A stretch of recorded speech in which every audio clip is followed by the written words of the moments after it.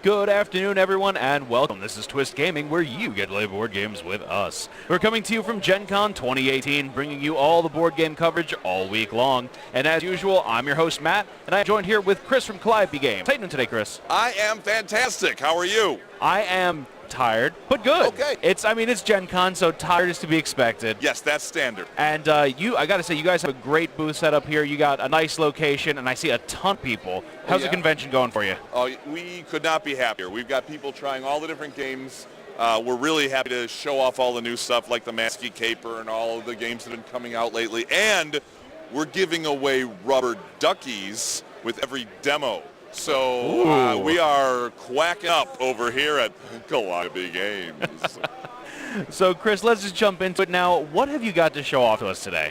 All right, so the first game I want to show you today, this is one of the newest games coming up late this year from the Titan series of gaming. So we had all the great designers come and create games in the Calliope mold, you know, ones that are gateway games, filler games, things that teach a mechanism of gaming to people who might not know about that. So This entry is called Spy Master by Seth Johnson. Dun, dun, dun. Yes. And this game, I like to say, you know, what does this do differently? What does this teach someone who doesn't know gaming? This teaches the very popular I split, you choose mechanism. Okay. And it also involves a little bit of card management. So that's what this game is all about. So this takes place over 5 rounds. We are all the heads of clandestine spy agencies. How did you know that? Oh, you mean in the game. Okay, yeah. I know. So what we're trying to do is we're trying to accomplish missions on the world map so that we can get the most points at the end of the 5 rounds by, you know, doing all kinds of things like sabotaging drones and securing palaces and defending the convention center. See, you got to do that stuff. So each of these missions is associated with a specific continent of the world. Okay. And the symbol that's here, the icon that's here, actually represents the exact city in that continent that mission needs to take place in. Gotcha. All right. So on the map, you'll see that we have some of these little spy eagles. This is a prototype version, so these aren't exactly the finished ones, but the final ones will be shiny and translucent like this. Okay. You have special agents in your color, which look like these. You'll have 3 of those. And you'll also have freelance agents, which are the clear ones. You can move your agents and freelance agents, but you can't move other players' agents. Okay. All right? So what will happen in this game is at the beginning of each round, I'm going to have you just hold on to this for a second. That's okay. At the beginning of each round, the current Spy Master, the one holding the Spy Master pawn and who has this card, is going to take a stack of intelligence cards. They're going to then flip them up and put them in order that they come up. And then based on the number of players, they're going to divvy this pile into a number of files. Okay. So let's say I decide I want to make this into a file. We're doing a 3-player game maybe. We make this into 3 different stacks. You can't change the order. Right. But you just split them, right? So quick question for you here. Yeah. Can you make a file 0? Oh, absolutely. Well, no, not 0. But you could do 1. Okay. So if the Spy Master really needed a red card and wanted as much as they could get, they could do this, so that there's only 1 card in one pile and a lot in the other. The other thing that they do is they then put the Spy Master card onto one of the piles so that the person who gets that will be the Spy Master in the next round. Oh, okay. So then, starting with the player to the left of the Spy Master, they take a pile, and then the next player takes a pile, and then the Spy Master gets the last one. So Spy Masters, be careful when they divvy it up, not to leave one pile really horrible. Because it's more than likely going to wind up going to that. Exactly right. So now that, let's say, the people have taken these cards, you now have a hand of intelligence, dossiers, blueprints, surveillance, and espionage. All right? And now everybody takes turns playing 1 card to move agents, to maneuver them around the world, and then hopefully accomplish some missions. Okay. So if it's my turn, maybe I decide I want to go for this one here. I'm the blue player. I want to secure the palace. Yeah. This says I need 2 agents of my color, 1 freelance agent, and I'm going to need 4 espionage, which is the yellow. So I've got my 4 espionage here, but I don't have the right combination of people in the green city to do it. So you'd try to stack these into the green city. That's exactly right. So maybe I burn this surveillance with a value of 4 to move people within an area it costs 1 movement to go to any city. Okay. If I want to get this other blue person here, I have to go from one transit hub to another, which is 1 movement from one to another, and then I can move this person here. So of the 4, I've gone 1, then I've gone 2, 3, and then maybe 4, I decide I'm going to send this other agent back to the transit hub for a future turn. Okay. Because now, oh, I'm sorry, I did that all wrong, didn't I? I want to move this person to here. Right. Yeah, you got to pay attention to this, man.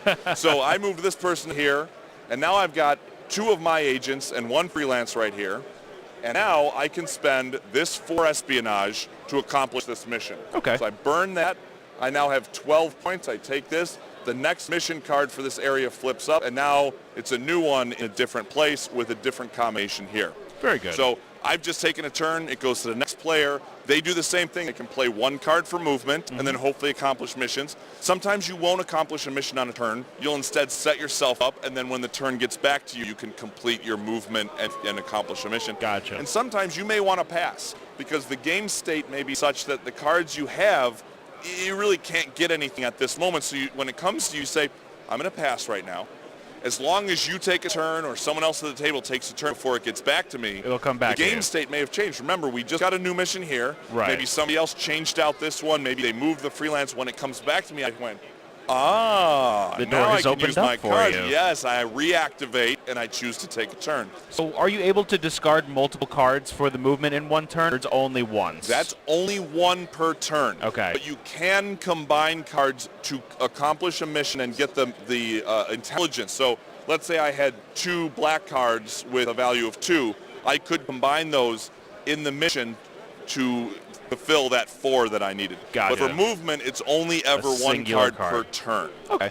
So we go around, we do that until either everyone passes or we've taken all missions on the board, and that's the end of the round. Now, whoever's the new Spy Master takes another pile of intelligence cards, divides them into files, we split them up and we choose them, and then we take another round. And we do that for 5 rounds. And at the end of that, the player who has the highest value of missions that are accomplished, plus the player who has the highest value of each colored intelligence gets 5 bonus points. So if I have the most red, I get 5 points. If I have a blue 3 but somebody else has a blue 4, they're going to win 5 points. They're the highest. So you get bonuses for that, but you get your points for your mission cards.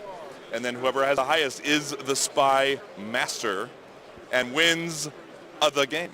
Sounds good to me. Yes. So that is Spy Master. Where can our viewers find Spy Master? So Spy Master will be out in stores by the end of the year. Right now we are into production. We're working with a factory, so we'll have a better idea, in the next month or so of exactly when the release will be, but we're saying Q4 of 2018. It'll be available in all your favorite game stores, and you'll be able to get it on your own table and act like a Spy Master. Now wait. There's more. I'm going to say this. Okay. I'm not supposed to say this. Okay. If this transmission cuts off in the middle, it's because I've said too much. Uh-oh. Or if a red dot appears, here's the deal. When you pick up Spy Master, this is a game. It's a lot of fun. Yeah. But there are 2 secret modules, ways to play, hidden inside the box. Really? I can't say where. I can't say what they do because I've been threatened.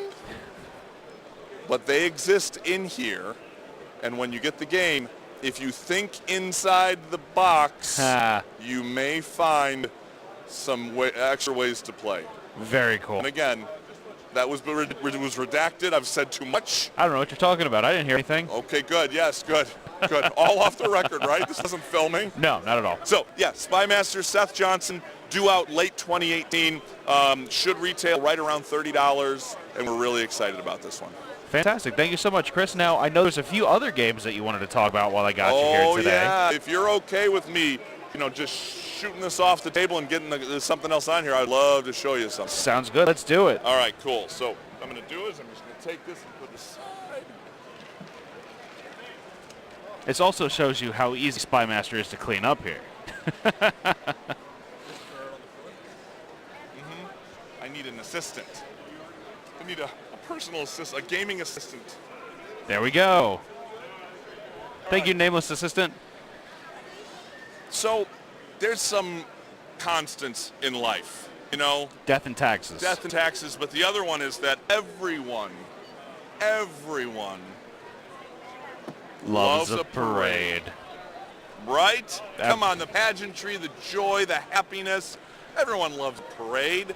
So what we did was we jammed all the joy of a parade into a box. And this is by Mike Mulvihill. Everyone loves a parade. Let me get this thing set up real quick, show you what it's all about. Sounds good. I mean, I love a parade. So I'm picturing some floats. I'm picturing some flowers, some marching bands. Oh, you're so spot on. You're so spot on. All right, so in this game, players are trying to build floats, and they're trying to influence the crowd to get to basically be the one who won the parade, because, you know, someone's like, I just loved those floats. Those were the best. So these are locomotive meeples right now, but in the final game, they will actually be shaped like little custom different types of floats. Nice. All right. This is a card and dice manipulation game. Okay. So what does that mean? Oh, I'll show you. So look at this. There's no one here. Well, guess what? We flip up the first 3 cards. Every round for 3 rounds, we flip up 3 of these cards, and a crowd has appeared. And the crowd above it shows exactly what they want out of the parade. So we take these dice and we put them on the one. So this one wants yellow, it wants flags, and it wants flowers. This one wants blue and flowers. Okay. And this one wants yellow and flags. But as we know well, a crowd's taste is fickle and absolutely. can change. So these decoration cards are going to be dealt up here. There's 5 of them into the warehouse. I did not shuffle these, so I don't know how well they're going to come out, but there we go. The other thing that's going to happen is we have a deck of order cards. So we're going to shuffle these up, and we're going to deal one of these to each player, secret to that player. They can take a look at it. That's going to determine in what order they get to place their float when it's done. Everybody gets a chassis card. So you're going to be, well, actually, we got red and blue. So you're going to be blue. Okay. I'm going to be red. And now, what we do, you have 3 turns per round where you get to take one of the decorations from the warehouse and add it to your chassis. Okay. And what you're looking at is you want to see if you can match up some of these things with what the crowd says. So this one wants yellow and flags and flowers. Well, we have yellow flowers right here. So if at the end we had a float here, you would score these 5 points for the fact that it's yellow. Right. And we would score this 5 points for the fact that it's flowers. So this could potentially be a 10-point card. But every time you take a card, there's an action that you are allowed to take, which lets you re-roll dice, move dice to different crowds, draw different cards, add new dice, change a die to a different side. I picture it as like the crowd constantly mulling around and getting different spots, Yes. and the taste changing on the sections That's because exactly of how we thought of it. We thought, you know, the crowd's moving around, they're talking to each other, they're changing. So, yeah, the crowd's, what they want to see keeps changing. And so that's how it works. Maybe I take this yellow, and I can re-roll a die. So I say, I'm going to try to get more yellow. So I roll this, came out blue again. I put it back here. I replenish. And then it would go over to you. Okay. And you would do the same thing. You would take a look and see what you have here. I want blue flowers because, I mean, that looks pretty good right there. Heck yeah, and this says you can re-roll a die up to 2 times. You roll a die up to 2 times, so I'm going to go here. I'm going to re-roll this one. That stayed yellow. Again. Oh, blue! Which is great because now you've maximized the opportunity of you maybe getting a card where it's like that. It's almost like he knows what he's doing. So let's say we've gone through a few more times. Look at that. You got that one. Maybe I get this one. We're just going to do some random stuff. But let's say these are the ones we took. Okay. And let's say maybe this one got changed to this. Okay, over the course of time. All right. Now we've built our float. We have 3 cards on our float. We reveal our order card. Okay. So you go kaboom. Oh, you're number 1. You've got 3. I've got 1. Now, I don't have an ability. Okay. But I'm the best because I get to go, I'm number 1. You have number 3, and you get to re-roll 1 die. Okay. So I go first. I would take my little meeple, and I see that I've got some things here. Oh, I was left with some junk. So maybe I go here. Balloons in yellow. I get 4 points for my balloons, and I get 5 points for this being yellow. So I'd get 9 points on the score track. This red flag would not help me in any way, shape, or form because it doesn't match either of the 2 things. Right. Now, this crowd card is locked. It can't be re-rolled, can't be changed. I take the dice off. And now you go, you're number 3, so you get to choose one of these two, and you can re-roll any one die before you do it. So what I'm going to do is I'm going to go into... So I can re-roll any die before I choose my section? Before you choose your section. Okay, so what I'm going to do is I'm going to re-roll this one here. There you and I'm go. going to hope that it gets into a flower again. Look at that. It does. Now, you thought that was great, but really duplicates just get removed. Oh, well, But I thought I had a master plan But here. if this was the regular game, you'd be in a pretty good place because you had 2 spots that you manipulated to a place where both of them would be good for your float. Right. So now you would choose one of those. I mean, I'm going to go back here. I don't want to be too close to you. There you go. And you would get 8 points for blue, and you would get 3 points for, you would get another 8 points for the flowers. So you would have yourself 16 points right there. Oh, yeah. And then the other player would go, and they would go here and score, 1 point because they are stinky. And then these would be removed as we scored. And then another round would begin. We would reveal 3 more cards, put the dice out, do the same thing. We clear these floats, and we begin new floats. And you do that for 3 rounds. But the cool thing is, as you play the game, reveal this crowd in the middle of the table, and it stays put. Okay. Right? So you're building this whole thing up, and as you play, you're adding your floats, and these will all be different shaped floats. So by the time you're done, you actually physically have a parade on your table. Do we have new orders every round? Yeah, at every round, these 2 get shuffled into these. There's 8 order cards. This is a 2 to 6 player game. Right. So unless you have 1 or 8, you honestly have no idea where you are, because in a 3-player game, if you drew 6, you're thinking, boy, I'm really late in this thing. Well, 7 and 8 may be the other players. There you go. And the way it works, I may have mentioned this, but number 1 has no ability, but when you get up into like 8, stronger and stronger abilities. This one lets you draw a card blind off the top, add it to your float, and then roll a die and add it. So you're going to be the last one to choose, but you may be able to luck into a really, really good position. So there's different order cards. There's these different decorations. You got this wonderful stuff here. You manipulate dice. It's a really, really fun game, and we're looking forward to it. Fantastic. And so where can our viewers find Everyone Loves a Parade? Everyone Loves a Parade will be available in everyone's favorite local gaming stores at the end of 2018. Nice small package. Take it anywhere you go. Great with families, great with new gamers, and for gamers on, as a filler, this is fantastic. So towards the end of the year, it'll be out. It's by Mike Mulvihill. Everyone Loves a Parade. Fantastic. And I think there's one more game that you had to speak to us about today. We got a few minutes left. Oh, we can get that one in here. Okay. I think I'm going to break this one down. We'll get out. This other one is by a Mr. Rob Davio. I think I've heard of him before. Rob Davio. It's called Fireball Island 2. No, I'm kidding. Fireball Island Legacy. I'm going to do that real quick. We're just going to move this off of here. Thank you, mysterious helping hand. Call him Cousin It sometimes. All right.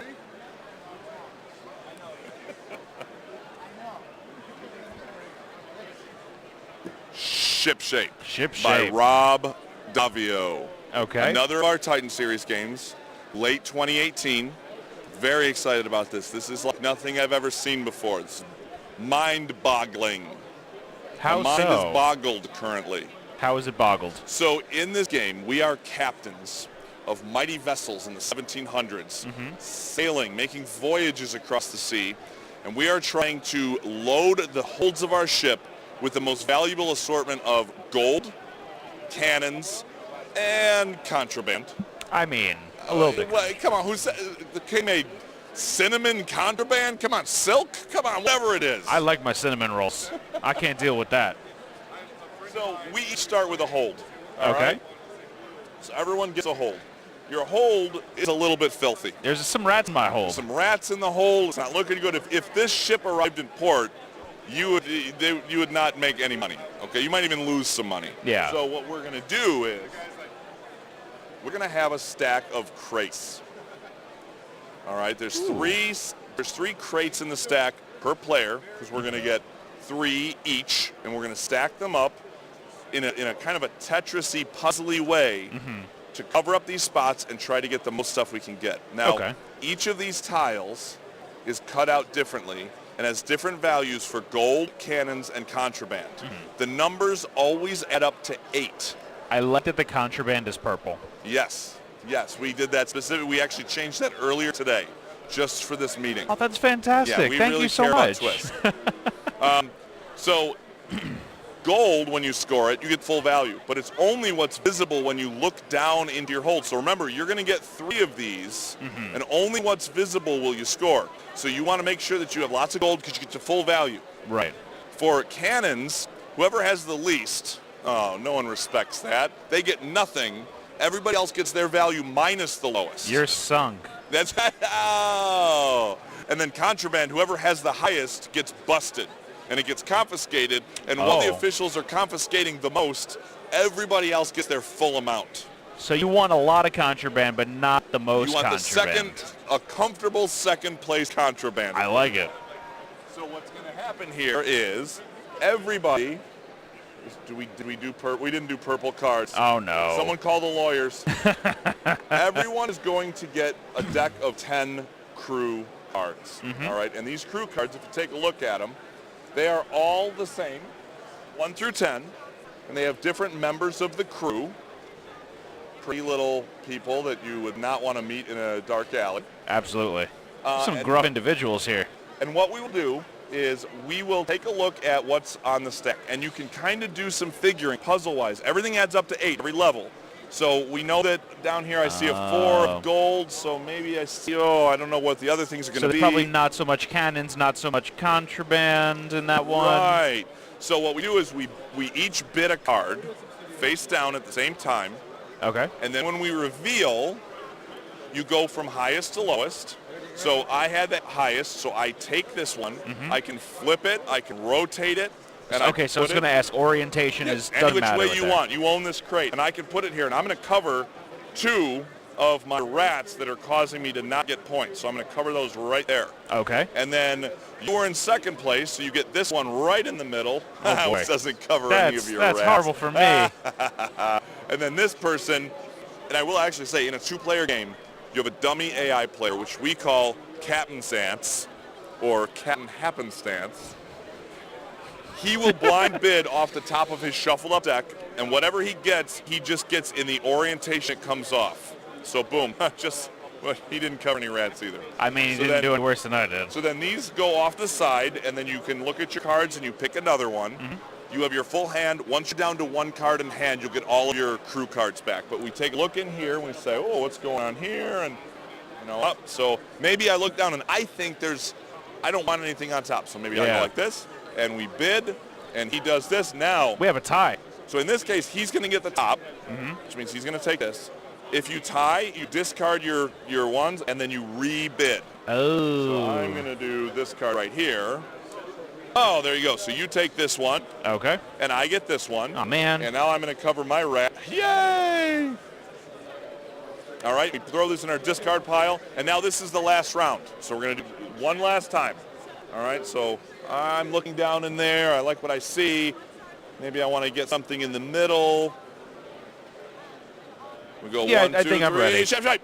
And then we flip this. 9, 10, so you grab that one. Yep. 9 is this one. Let's say this is the one I really wanted because it completes this, and he just outbid me, and I'm mad at him, and he makes me very angry. Now I take this one, and I can I didn't do this right. Oh, no. Did you get out-thunk? I out-thunked myself.